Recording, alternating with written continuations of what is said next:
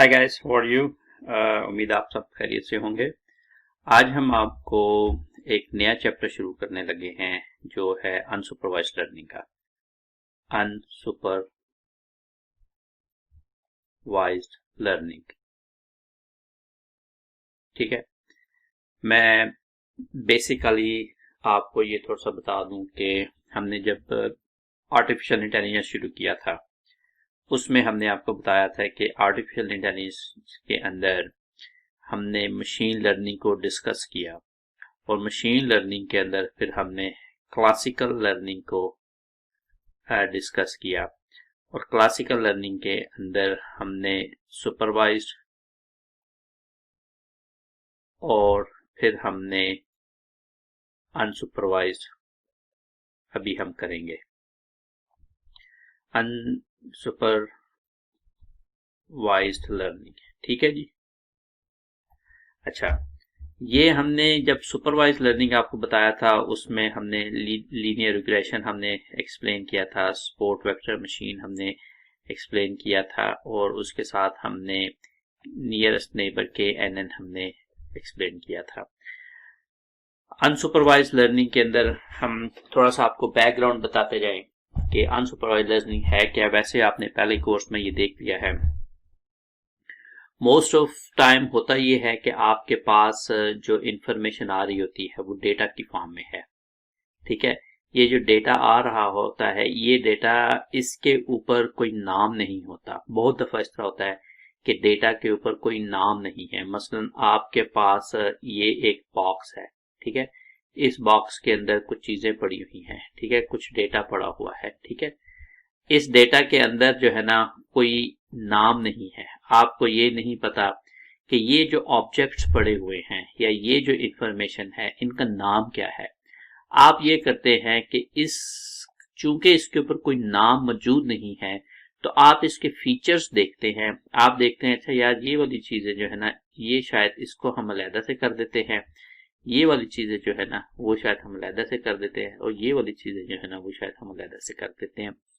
तो आपने किया क्या कि ये जो डेटा है जिसके ऊपर लेबल ही कोई नहीं है, ठीक है, कुछ नहीं पता ये क्या है, लेकिन आप इनके फीचर्स को देखते हुए कि डॉट्स हैं, क्रॉस हैं या एक साइन है, आपने इसको जो है ना अलग अलग कर दिया। इसको आप बोलते हैं क्लस्टरिंग, ठीक है। इसके आपने क्लस्टर बना दिए, ठीक है।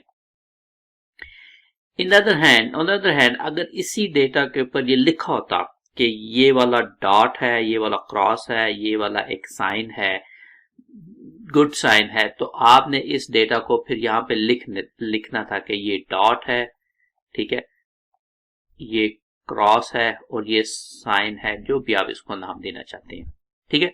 लेकिन हमारे केस के अंदर जब आपके पास डेटा लेबल्ड नहीं होता, अनलेबल्ड डेटा होता है, उस वक्त आप इसको अनसुपरवाइज लर्निंग कहते हैं और आप जो है इससे मशीन लर्निंग जो एल्गोरिथम इस्तेमाल किए जाते हैं वो अनलेबल डेटा के इस्तेमाल किए जाते हैं।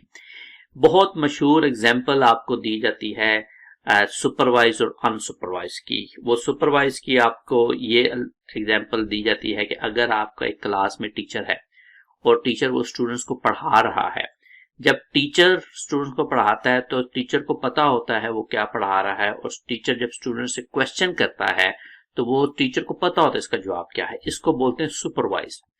अनसुपरवाइज ये होता है कि क्लास में टीचर मौजूद नहीं है, स्टूडेंट्स खुद ही से सारा सीख रहे हैं, एनवायरनमेंट से सीख रहे हैं, किताब से सीख रहे हैं, उनको जवाब का भी नहीं पता, वो खुद से सारी चीजें सीख रहे होते हैं, ठीक है। तो ये सुपरवाइज और अनसुपरवाइज के अंदर ये एक एग्जाम्पल मैंने आपको बता दी। अब हम इस चैप्टर के अंदर इसके अंदर जो हम इस्तेमाल करेंगे डेटा, वो सारा का सारा जो है ना वो अनलेबल्ड होगा, उसके ऊपर कोई लेबल नहीं लगा होगा, ठीक है। अब अनलेबल का मतलब मैं आपको एग्जांपल दे देता हूं कि मसलन आपके पास तकरीबन 2000, ठीक है, ईमेल्स आ रही हैं, ठीक है। अब ईमेल्स के आपको नहीं पता कि इन ईमेल्स के अंदर जंक कौन सी है, स्पैम कौन सी है और गुड ईमेल सी कौन सी है। मतलब इसके अंदर जंक भी होंगी, इसके अंदर स्पैम भी होगा और इसके ऊपर गुड भी होगी, ठीक है, आपको नहीं पता।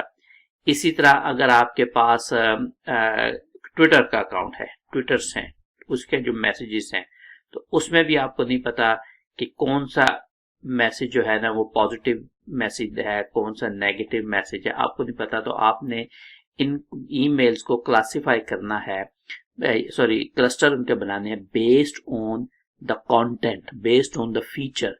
ट्विटर्स अकाउंट्स में से जो आपने मैसेज करने हैं तो बेस्ड ऑन द फीचर्स, कि उसके अंदर फीचर्स क्या है। मतलब फीचर्स की मैं आपको फिर मैं एग्जांपल दे देता हूं कि आपके पास ये एक ऑब्जेक्ट है, ठीक है, और एक ये ऑब्जेक्ट है, ठीक है। इस ऑब्जेक्ट के ऊपर लिखा हुआ है रेक्टेंगल, ठीक है।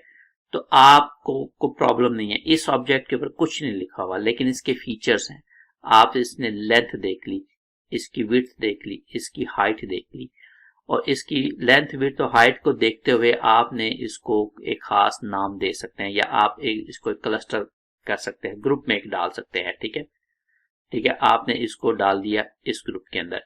फिर आपके पास ये एक चीज आ गई, इसकी भी आपने लेंथ विड्थ हाइट देखी, इसको आपने दूसरे ग्रुप में डाल दिया, ठीक है। ये वाले जो जब आपके पास डेटा के ऊपर लेबल नहीं होते तो फिर आप उसके फीचर्स देखते हैं और उस फीचर से फैसला करते हैं कि ये चीज क्या हो सकती है। लेकिन जब लेबल लगा होता है, यानी कि ये रेक्टेंगल है, इसके ऊपर लिखा हुआ रेक्टेंगल, तो फिर आप इसको जो है ना वो लेबल डेटा को आप सुपरवाइज लर्निंग से करते हैं। अब आपको मैं एक और एग्जांपल देता हूं। एग्जांपल ये है कि आपके पास ये एक बोतल पड़ी हुई है, ठीक है। आपके पास एक ये बोतल पड़ी हुई है और आपके पास एक ये बोतल पड़ी हुई है, ठीक है। अब इन बोतल्स के अंदर जो है वो लेट्स से कि मैं कहता हूं कि इसके ऊपर जो है ना वो ब्लू रंग का है कोई मशरूब है, इसके अंदर में भी पर्पल कलर का मशरूब है, और इसके अंदर में भी कोई मल्टी कलर का कोई मशरूब है, ठीक है। अब आपको पता नहीं है कि ये बोतल जो है इसके अंदर कौन से ड्रिंक्स पड़े हुए हैं, आपको कुछ नहीं पता, ठीक है। आप ये करते हो कि आप कहते हो अच्छा यार जिन के अंदर ब्लू है ना, ठीक है, उसको आपने एक ग्रुप बना दिया ब्लू कलर का, ठीक है।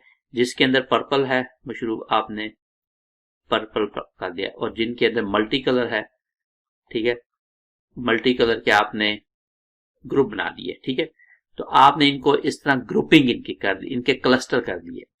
एक बंदा आता है वो कहता है कि नहीं यार ऐसे नहीं, हम ये करते हैं कि हम इनका हाइट देख लेते हैं, ठीक है, हम इसकी लेंथ देख लेते हैं, लेंथ किसकी है, विड्थ कितनी है, और डेप्थ कितनी है।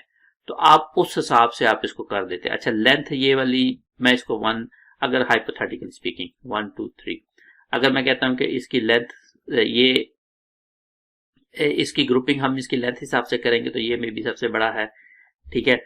उसके बाद ये दूसरा ये 3 नंबर पे है और ये 2 नंबर पे है।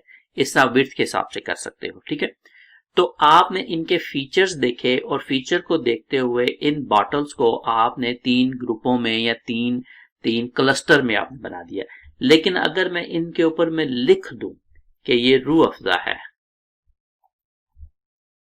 ठीक है, इसके ऊपर मैं लिख दूं कि ये मिल्क है, इसके मैं लिख दूं कि ये करशी क्या उसको बोलते हैं, करशी शीरे कर्श करशी का जो भी होता है मशरूब वो है। तो फिर आपने इनके ऊपर लेबल डाल दिए। अब जब लेबल डाल दिए तो फिर आपको ये फीचर्स देखने की जरूरत नहीं है, फीचर आप बाद में करेंगे। अब आपने इनको आइडेंटिफाई कर लिया लेबल डेटा के जरिए, ठीक है। तो फर्क समझ आ गया आपको कि लेबल्ड और अनलेबल्ड डेटा का क्या मतलब है, या सुपरवाइज और अनसुपरवाइज का क्या मतलब है। जब आपके पास डेटा मौजूद होता है, लेबल मौजूद नहीं होता, तो आप उसको अनसुपरवाइज जरिए करते हैं। लेकिन जब आपके पास डेटा मौजूद है और आप उसके ऊपर लेबल लगे हुए हैं तो फिर आप उसको सुपरवाइज लर्निंग करते हैं। अब सुपरवाइज लर्निंग में हमने आपको काफी सारे एग्जांपल देके बता दिया।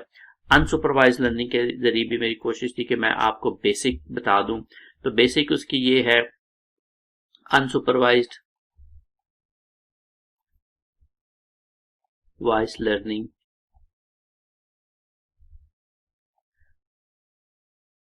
वो ये है कि आपका डेटा जो है अनलेबल्ड, ठीक है, लर्न फ्रॉम फीचर, ठीक है।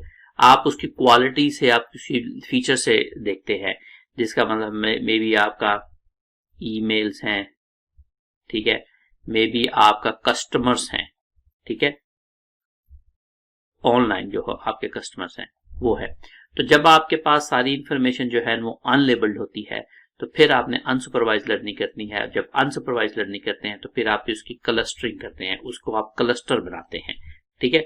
आप उसकी क्लासिफिकेशन नहीं करते। क्लासिफिकेशन उस वक्त करते हैं जब आपके पास लेबल होते हैं कि अच्छा यार रूह अफ़ज़ा को लैदा कर दो, शीनी को लैदा कर दो, कोक को लैदा करो या पेप्सी को लैदा कर दो। लेकिन अगर उन्हीं बोतलों के ऊपर लेबल नहीं लगे हुए तो फिर आप उनकी क्लस्टरिंग करते हैं, फिर आप उनको फीचर के हिसाब से लैदा करते हैं।